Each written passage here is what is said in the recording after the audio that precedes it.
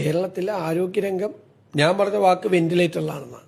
പൊതു ആരോഗ്യ സ്ഥാപനങ്ങളെല്ലാം തകരി എല്ലാ ദിവസവും വന്ന റിപ്പോർട്ടുകൾ നോക്കി. അമ്പേ പരാജയം.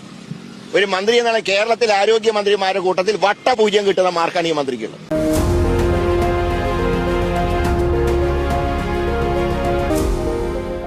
കേരളത്തിന്റെ പുതിയ ആരോഗ്യ ദേവസ്വം വകുപ്പ് മന്ത്രി കെ മുരളീധരനാണ്. എന്തൊക്കെയാണ് പ്രതീക്ഷകൾ? അല്ല, ഏൽപ്പിച്ച വകുപ്പുകൾ ഭംഗിയായി നടത്തുക, അതാണ് എൻ്റെ മുമ്പിലുള്ള പ്രധാനപ്പെട്ട ഒരു വെല്ലുവിളി എന്ന് പറയുന്നത്. കാരണം രണ്ട് വകുപ്പുകളും വളരെ കഴിഞ്ഞ സർക്കാരുകളുടെ കാലത്ത് വളരെയധികം വിവാദമായിട്ടുള്ള വകുപ്പുകളാണ്. അപ്പോൾ വിവാദങ്ങളില്ലാതെ ഈ വകുപ്പുകളെ മുന്നോട്ട് നയിക്കുക. തിരുവനന്തപുരം മെഡിക്കൽ കോളേജിൽ കട്ടിലിൽ നിന്ന് വീണ രോഗി മരിച്ചതായി പരാതി. കൊല്ലം പേരയം സ്വദേശി വിൽഫ്രഡ് ആണ് മരിച്ചത്. 5-ാം വാർഡിൽ കഴിഞ്ഞ ശനിയാഴ്ചയാണ് അപകടമുണ്ടായത്. മഞ്ഞപ്പിത്തം കരളിനെയും തലച്ചോറിനെയും ബാധിച്ചിരുന്നു. രോഗം മൂലം പെരുമാറ്റ പ്രശ്നങ്ങൾ ഉണ്ടായിരുന്നുവെന്ന് ആശുപത്രി അധികൃതർ പറഞ്ഞു. തിരുവനന്തപുരം മെഡിക്കൽ കോളേജിൽ വീണ്ടും കൊടിയ അനാസ്ഥയെന്ന് പരാതി. കാലിൽ ശസ്ത്രക്രിയ കഴിഞ്ഞ പാരിപ്പള്ളി സ്വദേശി രാജേന്ദ്ര പ്രസാദിന്റെ മുറിവിൽ പുഴുവരിച്ചു. ഐസിയുവിൽ ചികിത്സയിലിരിക്കെയാണ് മുറിവ് പഴുത്ത് പുഴുവരിച്ചത്.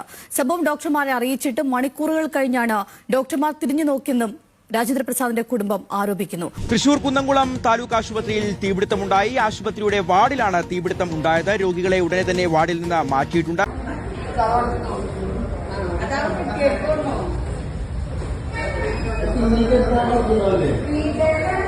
മഞ്ചേരി മെഡിക്കൽ കോളേജിൽ ഗുരുതര ചികിത്സാ പിഴവെന്ന് പരാതി. ശസ്ത്രക്രിയയ്ക്കിടെ 73-കാരിയുടെ കാലിലെ ഞരമ്പ് മുറിഞ്ഞു.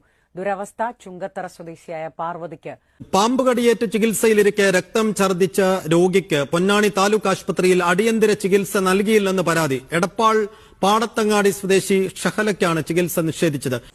ആരോഗ്യവകുപ്പിനെ സംബന്ധിച്ച് രോഗികൾക്ക് ആവശ്യത്തിനുള്ള മരുന്നുകൾ ലഭ്യമാക്കുക.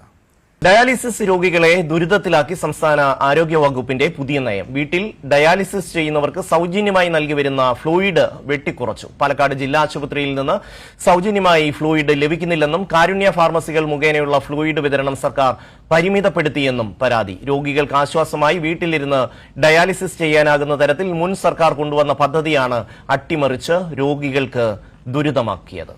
തൃശൂർ മെഡിക്കൽ കോളേജിൽ ഡോക്ടർക്ക് പാമ്പ് കടിയേറ്റു. പീഡിയാട്രിക് വിഭാഗത്തിലെ ഡോക്ടർ ശ്രേയയുടെ കാലിൽ പാമ്പ് കടിക്കുകയായിരുന്നു. മെഡിക്കൽ കോളേജ് കോമ്പൗണ്ടിൽ വെച്ചാണ് പാമ്പ് കടിയേറ്റത്. ഡോക്ടർ ഡ്യൂട്ടിക്ക് വരികയായിരുന്നു. കാർ പാർക്ക് ചെയ്തതിനു ശേഷം നടന്ന് വരുന്നതിനിടയിൽ പാർക്കിംഗ് ഏരിയയോട് ചേർന്നുള്ള സ്ഥലത്ത് വെച്ചാണ് ഇത്തരത്തിൽ പാമ്പ് കടിയേറ്റത്. പാമ്പ് രക്ഷപ്പെട്ട് ഒരു കാറിന്റെ ടയറിന്റെ അടിയിൽ പതുങ്ങിയിരിക്കുകയായിരുന്നു.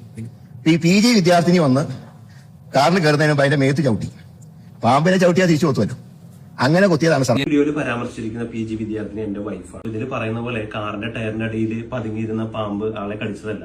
അന്ന് രാവിലെ എന്റെ വീട്ടിൽ നിന്ന് ഡ്യൂട്ടിക്ക് പോയ എന്റെ വൈഫ് ആ കാറുമായിട്ട് ഡ്യൂട്ടിക്ക് പോവുകയും അവിടെ PG വിദ്യാർത്ഥിനികൾക്ക് അനുവദിച്ചിട്ടുള്ള കാർ പാർക്കിങ്ങിൽ കാർ പാർക്ക് ചെയ്തതിനു ശേഷം ഇറങ്ങി പുറകിലത്തെ സീറ്റിൽ നിന്ന് ബാഗ് എടുക്കുന്ന സമയത്താണ് പാമ്പ് കടിച്ചിട്ടുള്ളത്. സോ കാറിന്റെ അടിയിൽ പതുങ്ങിയിരുന്ന പാമ്പ് വൈഫിനെ കടിച്ചതല്ല. എന്താണ് നടക്കുന്നത് കേരളത്തിൽ? കേരളത്തിലെ ആരോഗ്യരംഗം ഞാൻ പറഞ്ഞ വാക്ക് വെന്റിലേറ്ററിലാണെന്നാണ്. പൊതു ആരോഗ്യ സ്ഥാപനങ്ങളെല്ലാം തകരി എല്ലാ ദിവസവും വന്ന റിപ്പോർട്ടുകൾ നോക്കി. അമ്പേ പരാജയം. ഒരു മന്ത്രി എന്നാണ് കേരളത്തിലെ ആരോഗ്യമന്ത്രിമാരുടെ കൂട്ടത്തിൽ വട്ടപൂജ്യം കിട്ടുന്ന മാർക്കാണ് ഈ മന്ത്രിക്കുള്ളത്. കണ്ട അണ്ടനും അടവണ്ണൊക്കെ വോട്ട് ചെയ്താൽ ഇങ്ങനെയൊക്കെ ഉണ്ടാവും. എങ്ങനെ ഇരിക്കണം?